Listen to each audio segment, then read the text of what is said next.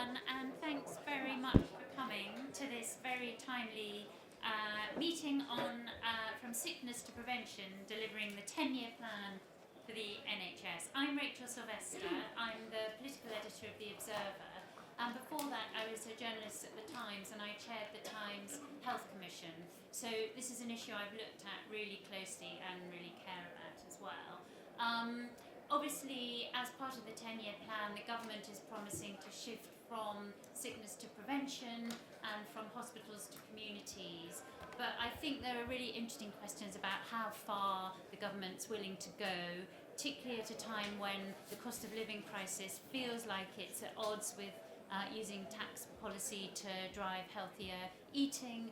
And also these concerns about the nanny state. I remember talking to Henry Dimbleby, the food campaigner, when we were doing the Times Health Commission, and this was in the era when Jacob Rees-Mogg and other Conservatives, Boris Johnson, were in charge, and he said the problem is we've got a government full of people who had nannies and had a bad relationship with them.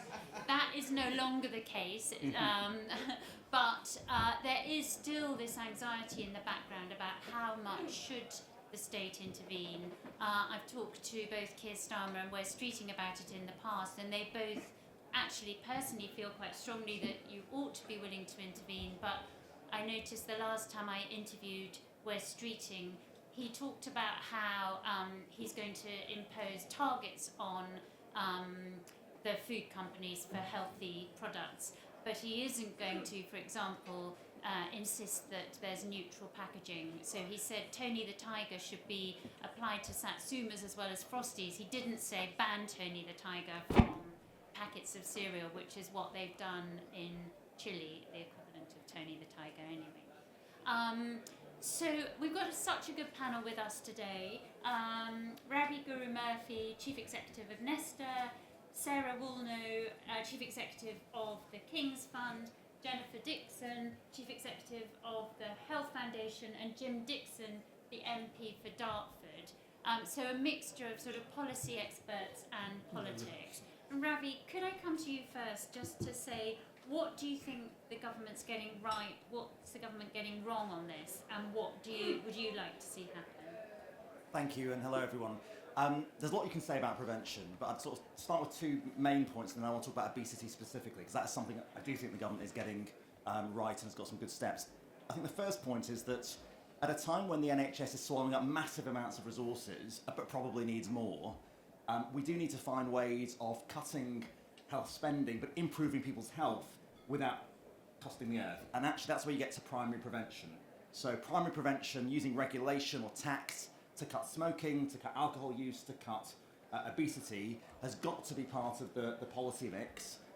Yes, it is difficult, as you said, because it gets you into the nanny state question, but unless you do that, it's even more difficult to say to people, well, the NHS can't afford, we can't afford to fund the NHS. So firstly, we have to use regulation and we have to focus on primary prevention.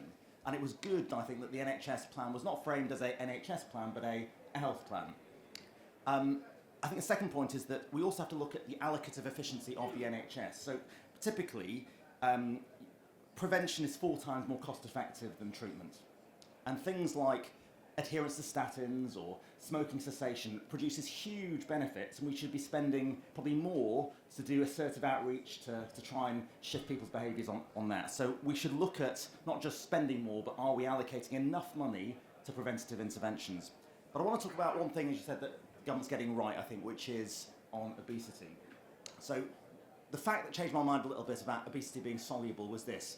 It only takes 250... To halve obesity in this country, you need to remove about 215 calories from the typical person's diet who's got excess weight. That's about 8.5% of their daily consumption. Now, they don't lose weight immediately. It takes maybe a couple of years to get down to the 6 kg loss that might come from that. But it is possible to halve obesity. Now, if you ask people to take away 215 calories from their diet, it's very, very difficult. Incredibly hard, particularly over a long period of time. But you can sneak that out of people's diets if the food companies and the manufacturers play ball. And that's why I think the government's proposal of a healthy food standard, where you say to the 11 supermarkets and the large out-of-home large out-of-home businesses, you have to gradually improve the healthiness of what you sell, is a really, really smart idea. Just to give you a little illustration of that, the 11 major supermarkets account for about 80% of calories sold in the UK. And we think even if you just regulated the supermarkets using this nutrient profile model, you could roughly cut obesity by about 20%. That's the size of the prize.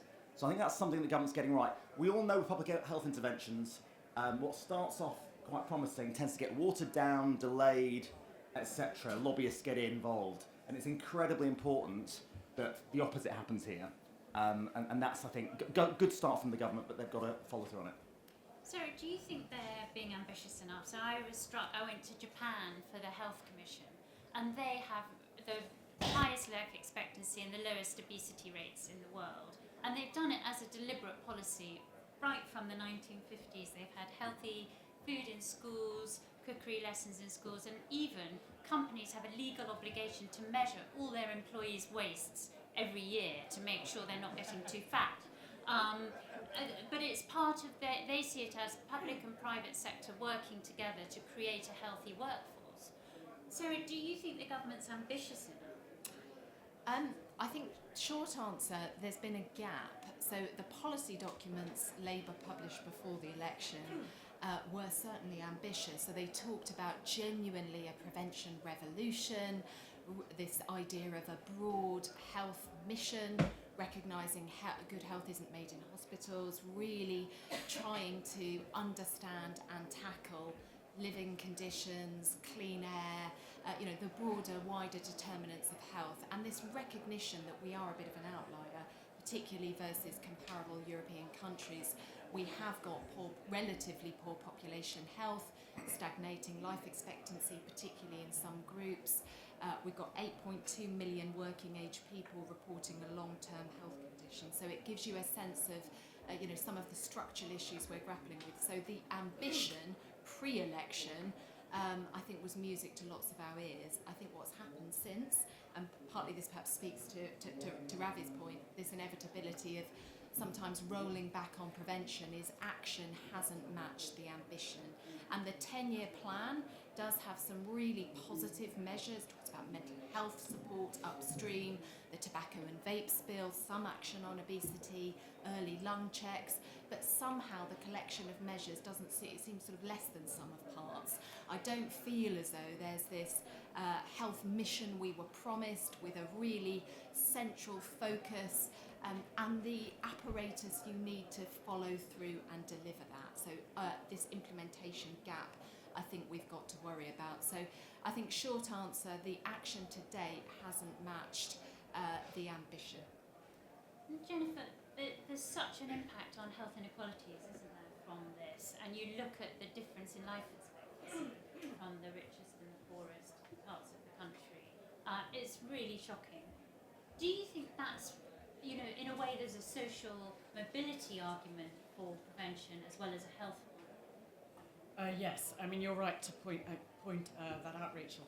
If you stand back and look at the health of our country, what you see, as Sarah says, is you see increasing life expectancy, good, but it's stalling, and it's stalling more here than it is in other Western European countries, and you see a massive gap between life expectancy, rich, poor, and healthy life expectancy, rich, poor. So people who are in the poorest in society have a healthy life expectancy which is 19 years shorter, so start collecting chronic disease at 50 instead of 70. So that's a big issue. The biggest issue there is not health care, it's public health measures and it's wider determinants of health, poverty in particular, good work, housing, as others have mentioned. So I think that's a massive issue, and it's a particular issue for health and work, just as Sarah says. Because in the north it's a very, very big issue. There's a big north-south divide, we know about that, and we also have a big mortality issue up north because of drugs, actually, in the northeast in particular and northwest. The second thing is, so there's one thing to say policy responses, the wider determinants, these building blocks, better life, particularly for the most socioeconomically deprived. The second thing is to get much more active and coherent rather than fragmented on the risk factors. So we've heard about sort of air quality and stuff like that, and smoking, obesity, there's alcohol we could be much more active on. But also in secondary prevention, where people have chronic conditions, we can be a lot more active to treat and help prevent and support. We were promised a major condition strategy. We haven't got one yet, so there's a big gap there, I think. And then the third is the NHS itself, moving itself towards more preventive care from hospital care.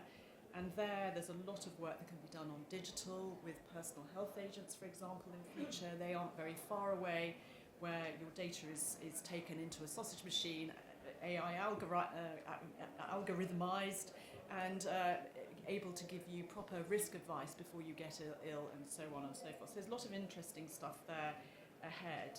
And of course the NHS's role as an anchor institution, because it's our biggest industry in the country and in Western Europe. So what we see is I think those three big areas need to be moved on. And really, we don't really have a mission for health. We've got the NHS plan, which is different. It's a beginning. We need much more coherence. We need much more ambition about 10 years, actually cross-party support, if only because we're going to need the workers who are healthy in the future. And unless we do that, we're toast, aren't we?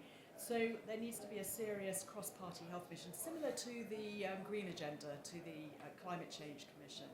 We need something like that on health as being a fundamental asset. Jim, how does this play out in your constituency, and what do you see on the ground? But also, do you think voters are willing to take on, to be told a bit more or nudged towards healthier solutions? Yeah, I mean, I think the 10-year plan, obviously, which laid prevention alongside the other aspects of what we do need to do to create a healthier nation, was absolutely the right approach. I think there is always a slight danger in a situation where, for the last 10 years, and particularly intensifying the last 5 years, most of the numbers are going the wrong way.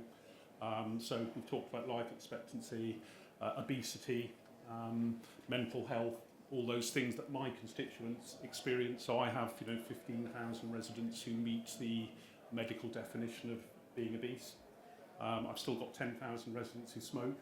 I've got residents with mental health problems, as we all have, but that seems to be worsening, particularly amongst young people.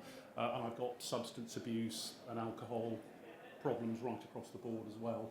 So I think we are trying to turn around an oil tanker that's been moving in an incredibly difficult direction for a decade or more, intensifying since COVID. And I think the steps in the 10-year plan on the prevention side, I know that the Secretary of State is really committed to this, and there's a number of us in Parliament, of which I'm one because I have a health background in local government, who are particularly keen to press him and the Public Health Minister on this agenda. The whole time, I think he feels the need absolutely to deliver those big things that are in the prevention side. So, calling the need to end obesity a moonshot, I think there's a level of ambition in the language, certainly. And I do think the measures within there do actually match the size of the challenge. So I think, the junk food advertising regs finally coming in, I know they need to be tightened, and we need to have a debate about, the next steps on those, but that's a change that hadn't happened before. Extending the soft drinks levy, I think, is an important step. And again, a number of us with a health interest in Parliament are anxious to press ministers right across the board to do more on that and extend the soft drinks levy principle, the sugar tax principle, further into other areas. I think mandatory health reporting for food companies is something that this country hasn't done before, and is a new experiment. And it's great to hear that you can get Nesta to say it's a great policy if you're implementing a Nesta policy. So, thank you for those who have done the sort of intellectual thought on that, and I think the government has picked that up. And I think, to answer your question, Rachel, I do think the public is ready for that. I think there will be people who try to weaponise what we're doing, and nanny state is one aspect of that. But who remembers sort of 2 or 3 years ago when a small paragraph in the Committee for Climate Change report talked about if we all ate a bit less meat, that would be better for the planet and better for health, and all of a sudden we were told there was going to be a meat tax and people were going to be banned from eating meat, and obviously nothing of the sort was ever proposed. But from a tiny seed, a huge political set of grievances can be generated. We all know that. But I do think the public is ready for more regulation, a bit more nudge, certainly leadership, and I think the whole system requires an understanding that this is a government that is going to try and make a difference in these areas and bring the different parts together, different bits of government, but the different bits of the health system. And as a former former councillor, I'm very keen on looking at what's working locally as well, and we need to learn from that too. But I think there's leadership to bring all that together and really make a difference. And certainly, you know, since the 10-year plan came out and some of the things proposed, I think my mailbag has consisted of probably under 5 emails with people sort of saying this is all a bit too much and you're forcing us to do this or that. And believe me, I get lots of emails about things the public really are exercised about. So I think this is, you know, resistance to this is very low down the agenda. Jennifer, there's such a strong economic case as well, isn't there? I mean, you mentioned the numbers of, Sarah mentioned the numbers are out of work for long-term sick. Why is that a powerful argument? Do you think that's something that the government could make more of? Well, I think we all know we're short of workers, and we will be short of workers into the future with the baby boomers retiring and so on. So to have your workforce hobbled in the way it is, you know, just south of 3 million people are in work with a health work limiting condition, and there are about 3 million people who are economically inactive due to long-term conditions. If you're out of work for more than a year with a long-term condition, economically inactive, only 3% then go back to work. So you can see it's an enormous challenge, that. So it's very interesting. The government has got Charlie Mayfield. DWP's done quite a lot of work, I mean, to try to help reduce economic inactivity. But we're not going to be prosperous unless we do that. And there are sort of 3 big areas, I think. Just if, sort of one is to sort of is looking at the actual health needs. Why is mental health, for example, increasing, as you say, among young people? We don't actually know that. And musculoskeletal are hobbling the older workforce who are leaving. The second is the nature of work and the intensification of work, which doesn't suit quite a lot of people who can't manage at work with their conditions, and employers have low flex. And the third is the benefit system and how far that incentivises or not, or freezes people into economic inactivity because they're frightened of losing benefits to get back to work. So it's a very multifactorial, wicked problem, and is definitely part of the picture. But unless we look at it in the whole and be transparent about the data, we're not going to get the workers we need in the future. And Sarah, you talked about the ambition not really being matched by the reality. Why do you think that is? What are the main blockers? Is it economic? Is it cost of living? Is it political? Is it nervousness? Is it the public? What do you think the issues are? Is it Whitehall stuck in its silos? I think it's a mixture of several of those things. So I think there is a political issue, perhaps on 2 fronts. You know, we look every year at public satisfaction with the NHS, and it is at its lowest, 21% of the public report being satisfied with the way the NHS is working today. Since we started measuring about 44 years ago, there's been a collapse, particularly since 2010. So I think politicians are very well aware that they need to rapidly show they are improving things, and where they are drawn to are some kind of core NHS metrics. Can I get in to see a GP? Can I access A&E without sitting in a waiting room for 24 hours or whatever? And so there is this, I think it's a slightly sort of false divide, but this absolute doubling down on kind of core NHS improvement metrics, and a little at the expense of, I think, a broader preventative left shift, even if the rhetoric doesn't say that. So I think politics is in play. I also think there is a bit of nervousness. You know, there are lots of fires across our public services. Government needs to show it's putting out a few of them. And certainly the rhetoric on prevention, this ability to take on industry. I mean, hearing Wes Streeting talk pre-election, post-election, I mean, there is a difference in the language. So I think there is a bit of nervousness. So you've got the politics. On the broader health mission, this idea that you really galvanise Whitehall and then hopefully regionally and locally as well to act on a broader health agenda, really taking in housing and work and you know, the broader social determinants. I mean, that is hard to do. It's not impossible. There are examples, as Jennifer says, on climate, and previous Labour government had this really big push in a few different areas, public service agreements and so on. But it's interesting, somebody senior in government said to me, if the Prime Minister doesn't chair every other health board meeting, it's kind of toast. And what we've seen, I think, is events take over, and so we haven't had the focus on the missions and the broader Whitehall infrastructure kind of kick into gear.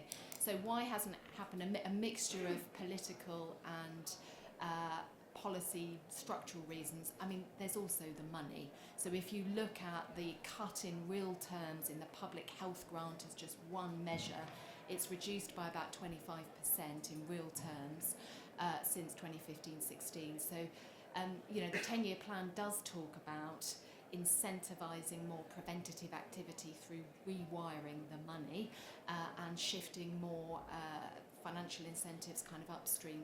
That's yet to come to fruition. Maybe just one slightly more hopeful point, which is there is this gap, as I say, between rhetoric and implementation, and we are very much now into implementation and action. We've got a 10-year plan, we've spent a year strategising, now is the time to get on and do things. The government has said it will create, it's beginning to write national plans, modern service frameworks, so for cancer, for heart disease, for a whole range of other conditions. That could be a way to bake in and hardwire some more preventative measures. Because actually, the NHS can't survive if they don't. Absolutely not. And we all sit on panels like this and essentially have the same conversation year on year, which is you just look at the core demographics, our core structural poor health, ageing population. Some of my previous lives, my last role, I ran the National Respiratory Charity, Asthma and Lung UK, and of course you've got increasing numbers of ageing people living with multiple long-term conditions, placing ever more burden on a national health service, which is not about creating good health, it's about treating sickness still. And so turning this tanker, reorientating our health and care system is kind of challenge of the day. And I think really, I suppose my core message is we haven't yet seen the action that matches the ambition in this area.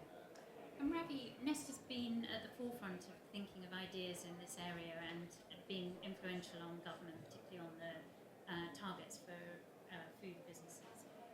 What would you like to see happen next? What do you think are the things the government should be doing that they're not yet doing? So I'll pick out three things. One, what we did with the obesity work was take 30 of the best interventions in the system, ranging from a sugar tax to GLP-1s to labelling, and also bad ideas as well, and try to quantify the impact and lay out the choices. And I think we don't have enough quantification of how much difference policies will make. And we don't really have a target. A good mission starts with a really ambitious target that you take very seriously, and then you can say, is it making enough of a difference? So that's what I'd really like to see, that discipline of a kind of a goal that drives policy. I think there are areas, as others have talked about, where there are big gaps. Mental health, I think, would be one of the biggest ones. I think government is quite scared of going near things like social media use amongst children, young people and adults. And there are things you can do to both delay and phase the introduction of social media and smartphone use. There are also potentially ways of looking at how you shift algorithms, give people algorithmic choice, so you don't actually have to have a rage machine that drives certain preferences. So those are the areas that I think are not explored. I think finally, there are areas where we don't really know what works. And I'm going to be very interested to see what the Mayfield review comes out with. But I suspect we need tons of experimentation in how you improve economic activity and tackle mental health. And you'll need employers to be part of that. But let's not just leap into big solutions when the evidence isn't there. Let's just have lots and lots of intense innovation. What about obesity drugs? Do you think they're a good idea, or is it sort of, in a way, passing the buck that people ought to be making the right healthy choices? So I think they are a good idea, and we should expand the usage of GLP-1s, but they're not a panacea. So about 30% of the country are obese, about 2/3 of the country are overweight. Are we really talking about literally millions of people being on this, critically, semi-permanently? Because basically after a year, you tend to put back 2/3 of the weight you take off. So they're a really, really good thing, but we shouldn't rely on them. And I think what they're really for are the people who are extremely obese, for whom it would take too long. It would be not. You need to try and get them down to a better weight quickly. So I'd target the GLP-1s at that group. But once they've got down to a better weight, if you return them to the same food environment, they'll just put the food back on. So we've got to make the food environment better. And I wouldn't say it's either or, it's both and. Okay. So do you think there's a danger of sort of almost like a get out of jail free card, that they're using these drugs as a way of avoiding tackling the food environment? So what do you think, what's your view on those, but also would you like the government to see more intervention? Well, I think as Ravi says, and you learn the lessons from other areas, tobacco control being a very good example, what you really need, and it's not terribly kind of glamorous or headline worthy, but is this comprehensive strategy sustained over decades. I mean, we've been looking at Japan actually for some other work on an ageing society, and it's absolutely fascinating the kind of national cultural conversation or norms that have been set for decades.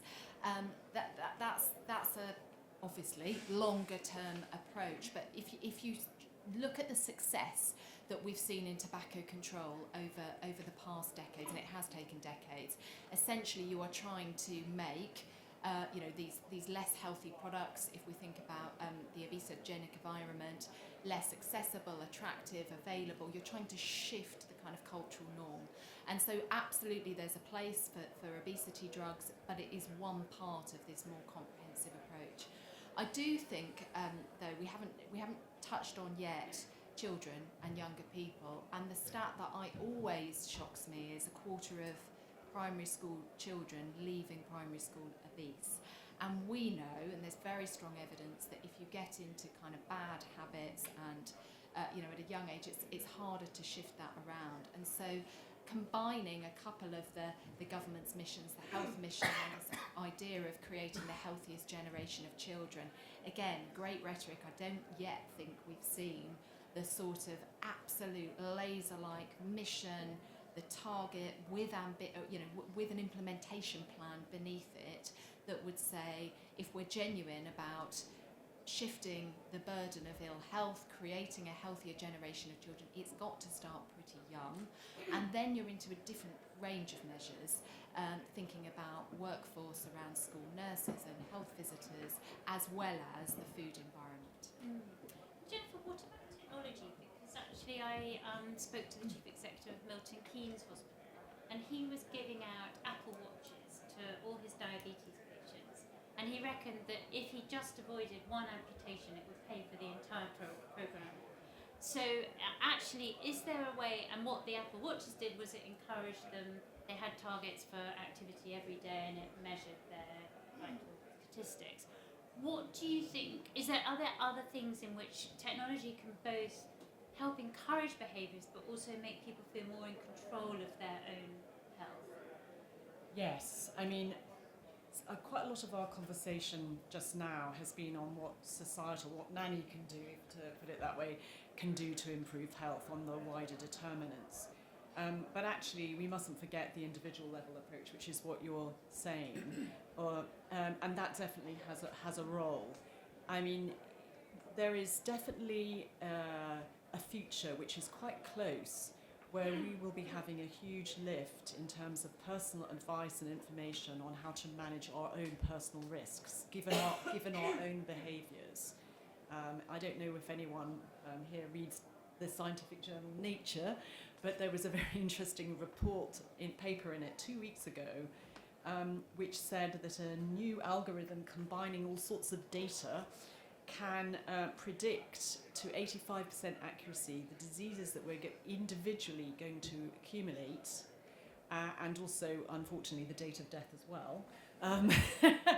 And that's not even all that, so including, polygenic risk scores, our health record, our Fitbit data, our Sainsbury's or whatever it is, supermarket buying habits and stuff like that. It isn't far away before that kind of stuff will be on our phone, combined with our own history, to enable to encourage us in a language we understand and ways we understand to help us. So that sort of thing will flood in the next 10 years for sure and be very helpful.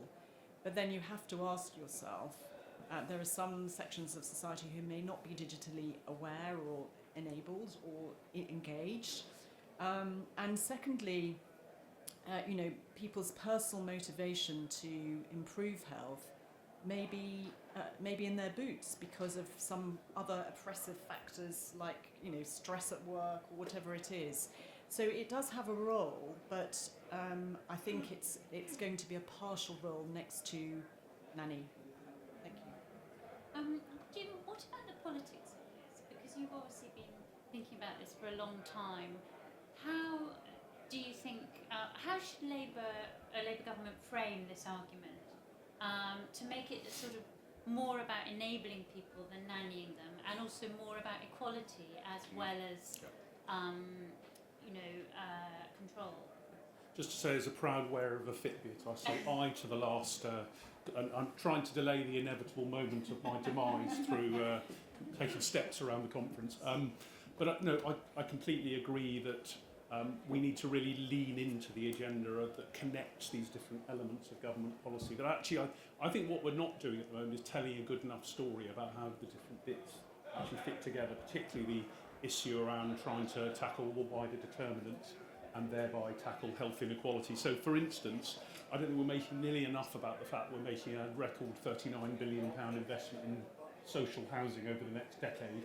I mean, if anything transforms the health of low-income people in a neighbourhood that are currently suffering from all the things that we're talking about, whether it's smoking, obesity, mental health problems, it's actually giving people a decent house with a decent heating system and a nice neighbourhood in which to bring up their children. But we talk in terms of restoring the nation's housing, but not the effect that can have on health. It was great to see, for instance, the 10-year plan, Michael Marmot cited approvingly. Don't think that's happened in sort of national health documents for some time. So that wider determinants piece around child poverty, clearly a big issue for this conference, and it's going to be a big issue going forward. But that child poverty strategy task force is going to report. Whatever it comes up with, it will have a huge effect in the health arena, because it will be this issue about how we give children, particularly children from low-income households, the best start in life. And obviously, we're all hoping for positive policies that everybody can get behind and that there will be popular support for. So I'm sure I've given you a coded message there.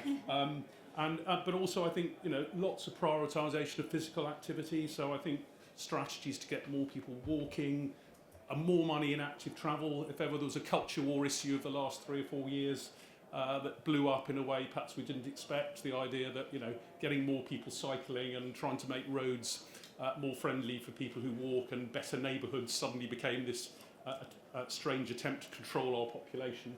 The support for active travel, decarbonising transport to create cleaner air. I think all those things need to be sold much better as a package that actually is going to support the nation's health and deliver on the 10-year plan as well. So I think all of that, if we're able to communicate it well, I think that can be a really popular package and can get over any of the sort of short-term kind of naysayers who may not like any one individual element of it, because there is that sense that we're moving people in the right direction. And just a final comment around what's in our mailbags. Well, I'm afraid it is the case that I get hundreds of emails every month, possibly even more, about GP appointments, about the state of our local hospital, about waiting lists. And inevitably the government does have to put significant investment into restoring people's faith that the NHS really genuinely is something that is user-friendly and works for people. The 10-year plan prevention stuff is longer term. We still need to invest in it, but we also, we are a government that needs to respond politically to what our constituents are telling us. Sarah, I was interested, the government's announcing 12 new towns. Is there a way in which those could be turned into healthy towns? You've looked, I know, with the King's Fund at Ebbsfleet, and when I was in Japan, I went to a town where they had integrated into the whole thing walkways to make sure everyone walked everywhere, particularly for the elderly. And it was really interesting that they took health absolutely at the heart of the town planning process. What are the lessons you've taken for that could be applied to this new generation of garden cities? I think there's a huge opportunity. I mean, this cuts to the heart of a genuine health mission is where you would put, health in all policies, a phrase that we used to use a lot, slightly gone out of fashion. So I visited Ebbsfleet quite recently, and it was one of a previous wave of healthy new towns, or is one. So I think there's a huge opportunity. What's fascinating, and we were just chatting about it before the meeting, you can see sort of 10 years on, I suppose in real time, where various compromises have been made. So from a healthy town design, for all manner of practical reasons, finding developers that will build at cost, trying to work with different local partners, health, education, community organisations, essentially Ebbsfleet's sort of series of different villages. Some of the villages, I think it's fair to say, kind of live the healthy new town philosophy a little bit stronger than others, but where they do, where that vision has remained, you can feel it, in the street layout, in the green space, in the walkability of places. So I think it's a really fantastic opportunity if we are building, if we are kind of reimagining places to put health at the centre. It's a lot of hard work, as these things are, and it takes time. And again, this is the kind of rub, isn't it, the government's up against, because people want action now. Hence they want to see change in terms of accessibility of NHS services now. Some of this stuff is slightly longer term. But it's interesting, I was involved in some Department for Transport work ahead of the Comprehensive Spending Review.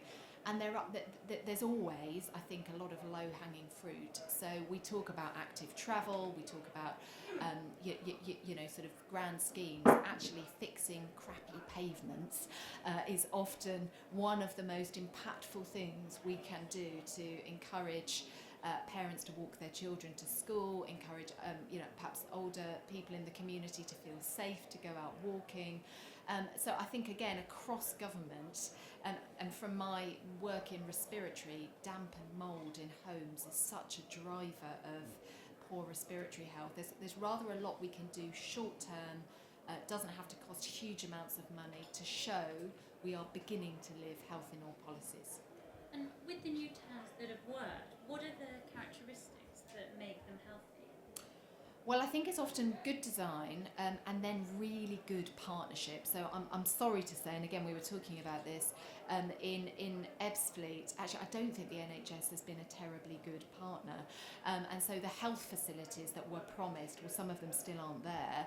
And we were talking about, lots of times these places are attracting in, well, there's demographic change quickly, so you've got to manage community cohesion, and therefore you have to really get the balance right of, have we got public services, consummate with what we need in order to create this sort of thriving community. So I think there is something, and I spent time with a few of the community organisations about weaving together the partnership. You can build homes, you can create a town layout, you've got to have the schools, the health services, the community facilities to match in order for it to really feel a place that particularly young families in Ebbsfleet want to move to. So I think partnership is absolutely key. There is just perhaps something about trying to hold on to the vision of new healthy town. You can well imagine, and there were signs of this in some parts of Ebbsfleet, for economic, financial reasons, people are compromising on the design, as an example. And Ravi, Nesta is always on the sort of cutting edge of new ideas, but are there things you've seen around the world that have worked at nudging people to healthier lifestyles in one way or another? Well, there's lots of work we do around the world through the Behavioural Insights team, and sometimes it's very, very simple things like text messages or chatbots that actually can increase the uptake of services. So sometimes it's not rocket science. One thing we're actually doing in this country, which I think is interesting, is using agentic AI to help people shop better. So we've co-founded a business called Melia, and what it does is you type in your parameters, such as I want to shop for X amount of money, these are my recipes that I like, these are the types of food I like, and then it will automatically shop for you, go to Tesco and others, and what it does is it actually saves you money because it optimises the ingredients for the right sort of recipes, and it also tries to shop in a healthier way. And I think that kind of agentic AI experience will help people navigate their consumption in a healthier way in the future. Fascinating. And Jennifer, the stakes are pretty high high at the moment politically, and Reform has talked about, effectively scrapping the NHS and the funding model for the NHS. Do you think the government absolutely has to take this seriously? Because if it doesn't, the NHS just won't survive in its current form because the pressures will be so great.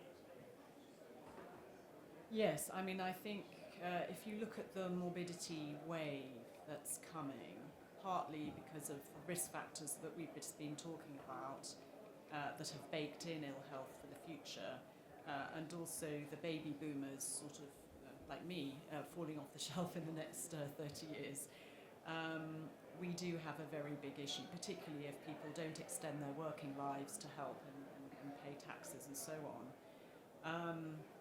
The NHS's future is affected by the morbidity wave, but it's also affected by many other things that we need to take into consideration, which we're not discussing here.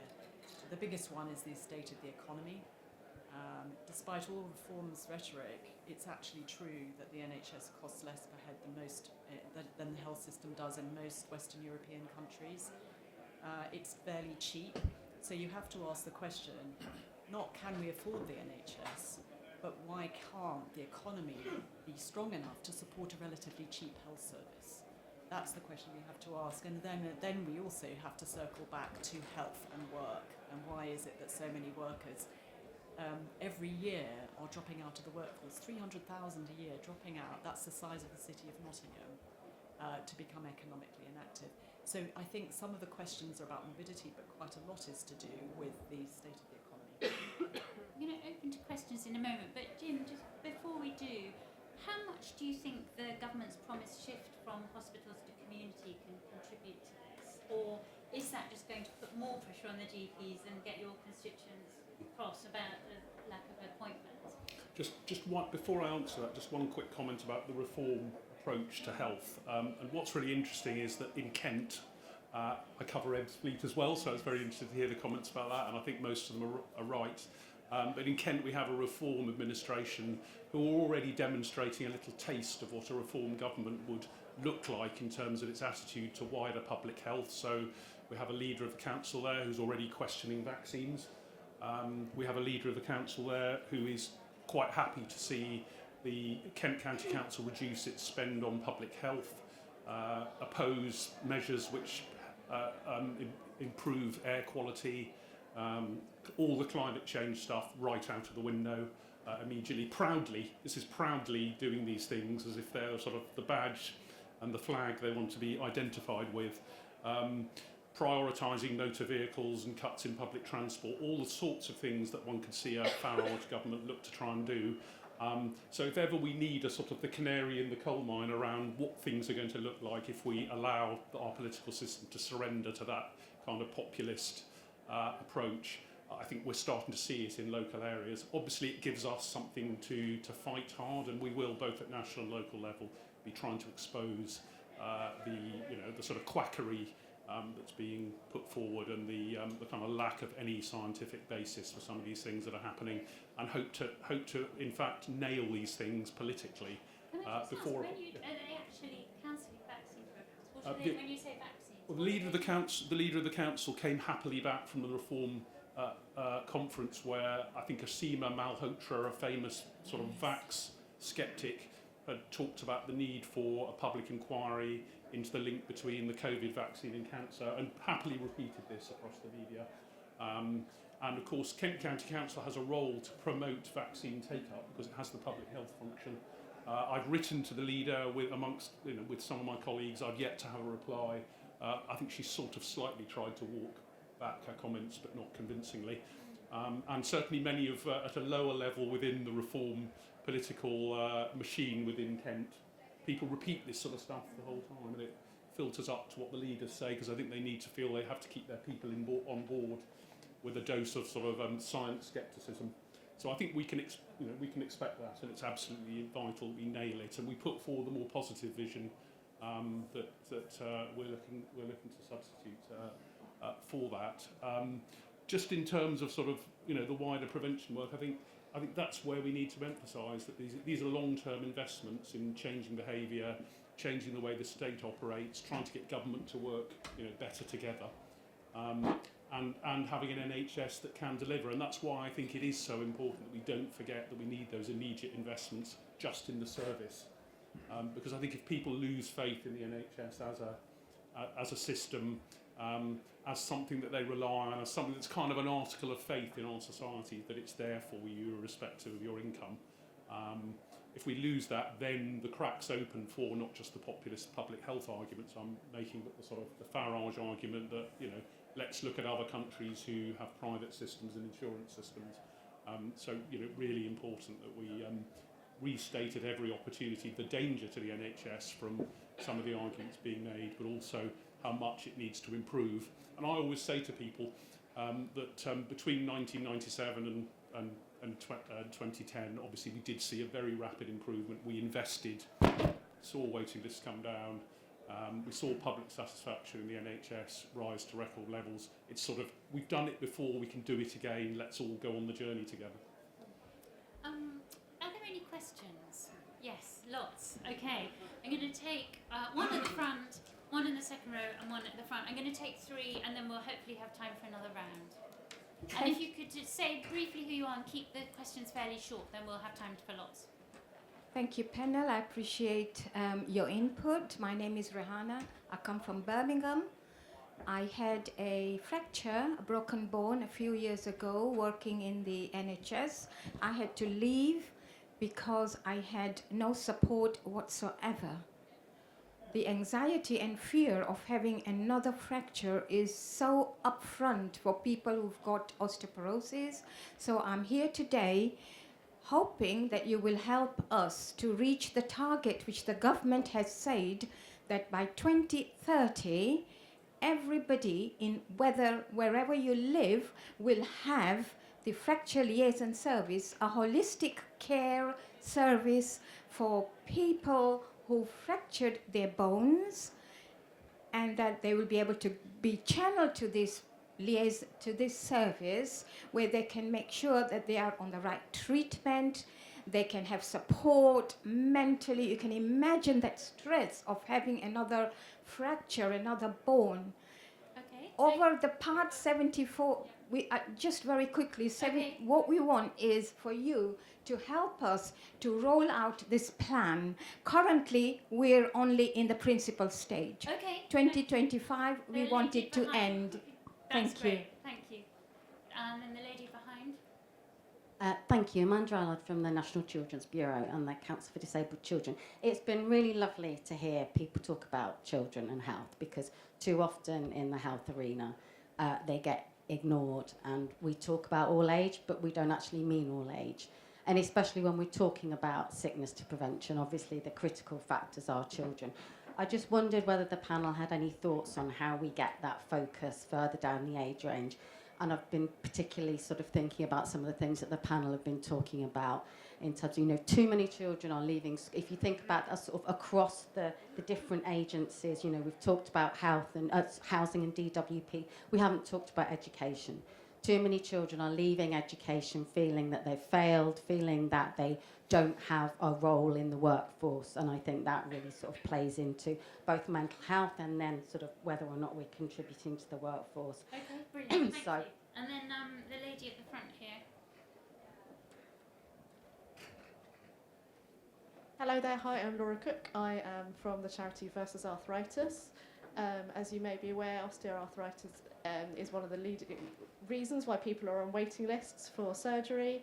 And thank you very much to Jennifer for actually mentioning the fact that people with MSK conditions are more likely to leave employment. It's one of the, again, leading causes of disability and reasons why someone will leave work. So absolutely my question around that is, great talking about making physical activity part of this, but actually how do we change those mindsets? What's the role as well for health psychology, making sure that people are fit for surgery so they are having that intervention as early as possible to make sure they can lose weight, have access to weight management services in the community, as well as access to suitable physical activity that can support them to have good outcomes from that joint replacement surgery. Okay, thank you. Jim, do you want to come in on the osteoporosis? point, or any of these points? Well, first of all, just the children's one particularly. So, I mean, I think there is a big focus on best start in life. I think there is a good package of policies around that.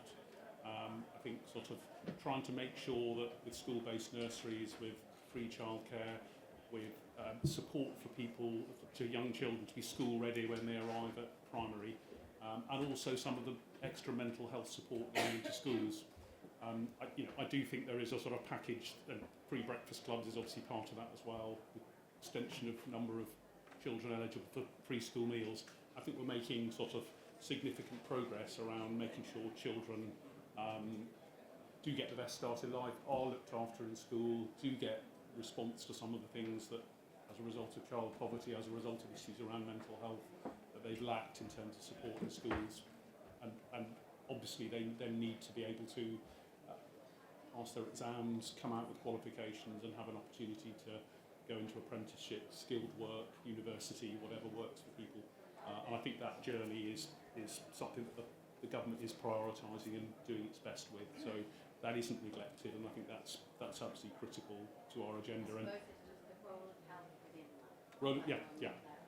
Well, obviously, great to see the pledge to ensure that every school in the country will have every school and college, I should say, in the country will have proper mental health support by the end of the Parliament.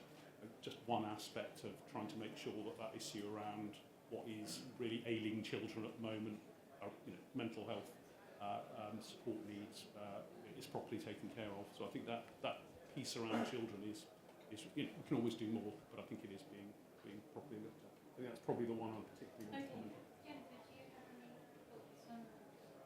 Thank you. I'm just sort of reflecting on the questions, because in a sense there's one question was about sort of the strategy for children and does it all add up and how do we boost it and the health elements of it, and then there's other disease-based sort of absolute must-dos. Don't you realise that this is going on, we can do something to help?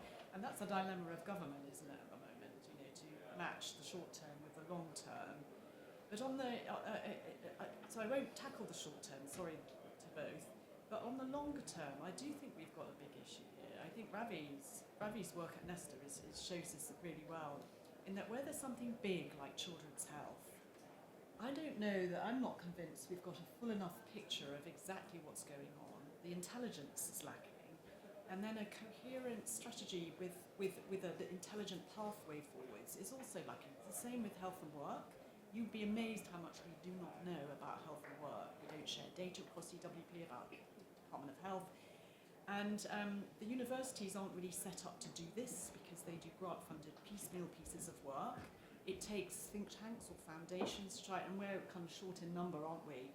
So I do think, sorry, this is a process point I'm making, that in terms of the longer-term strategy mission-like, I think we've got to get our act together, all of us, and it's a cross-government thing, to say if we're serious about these things, we've got to understand them more, and we've got to boost them, because there's no doubt, last point, is that when people do see what the facts are, boy, are they surprised, boy, do they want to act. And then we can then start finding solutions in the way that Nesta has helpfully tried on the obesity side. But I do think this is a government issue, actually, a sort of civil service and government issue that we need to really think about. It's on the long list of things. Thank you.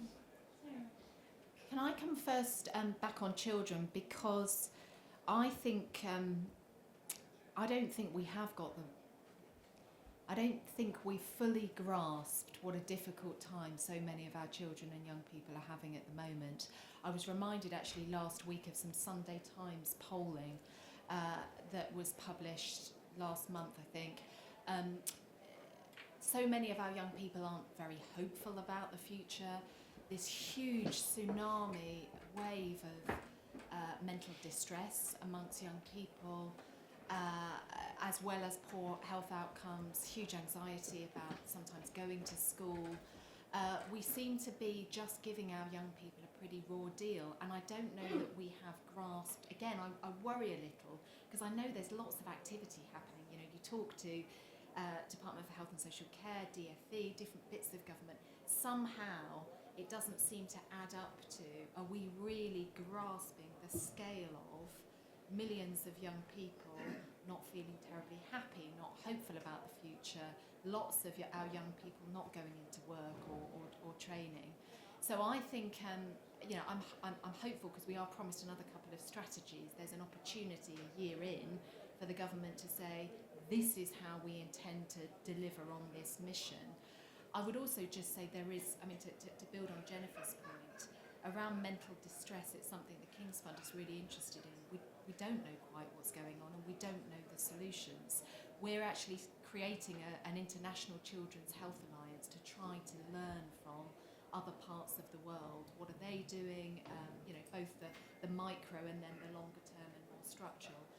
There is a point about a political point. If we're going to give 16 and 17-year-olds the vote, perhaps that brings to the fore some of these issues in a bit more focus. So just on children, about over 20 years ago now, I led something called Every Child Matters. And one of the things that Every Child Matters did was sort of what Jennifer suggested. It was actually a strategy where you said, here are the 5 outcomes we want for children in terms of their health, mental well-being, education. And it also then held to account schools and the whole children's system for trying to achieve all of those outcomes. And we measured it. And I think we do need that kind of structure. And that's table stakes. That's the foundation. On the specifics, we do a lot of work on the very earliest years. And if you take the sort of first 1,000 days of a child's life, there are lots of very evidence-based parenting programs that have a real effect. And Sure Start, the evaluation of Sure Start local programs showed that.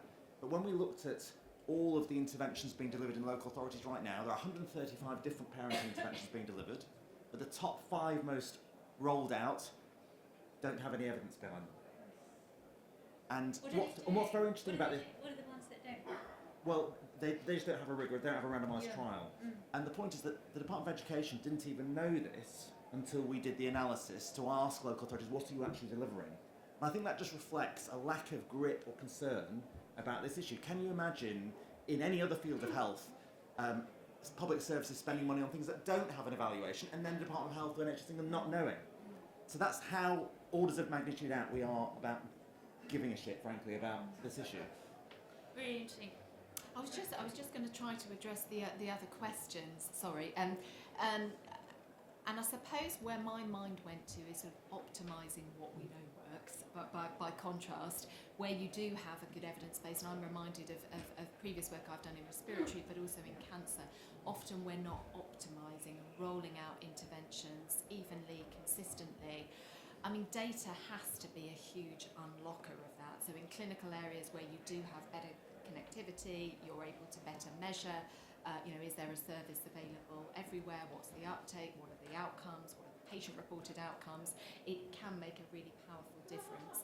And actually, the major conditions strategy that never saw the light of day, one of the kind of core learnings from different clinical areas is, you can make big leaps forward if you have a better intelligence sharing data architecture. So as just one idea of something relatively simple government and systems could do, it's better measure, better compare, shine a light on, share good practice as a way of driving up more holistic implementation. Thank you. I wanted to finish by just asking each of the panellists for one reason for optimism in health, because there's so many reasons for doom and gloom.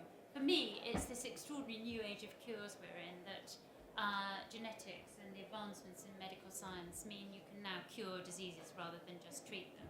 Bradley, what's your reason for optimism? This is going to be a weird one because it's going to involve RFK Jr. in America, which obviously is an appalling individual who's misleading and going to cause horrible damage. But what I think is interesting is that it shows that making people healthy is not necessarily a sort of left-coded issue. And I think it shows that there's more public appetite, weirdly, for health and making people healthy than we might think. And I would encourage politicians to find the language that appeals to people rather than just assuming this is out of bounds. I think we're badly misjudging the appetite for intervention, including on social media things.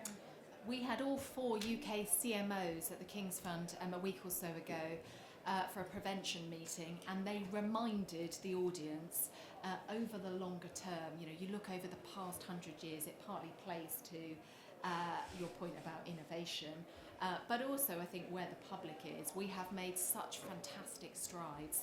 They were absolutely, sort of tackling this issue. We do have to be careful about this misinformation, but just take vaccination, the power of a decent vaccination strategy for good health. And one example, cervical cancer will effectively become a disease of the past due to vaccination. So if you take that slightly longer term view, lots of reasons to be hopeful.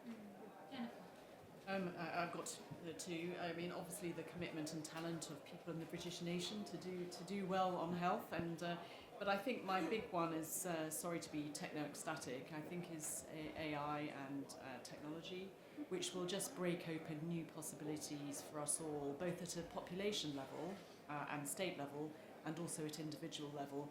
That isn't far away, and I think it's just the new game changer. Jim, last word to you.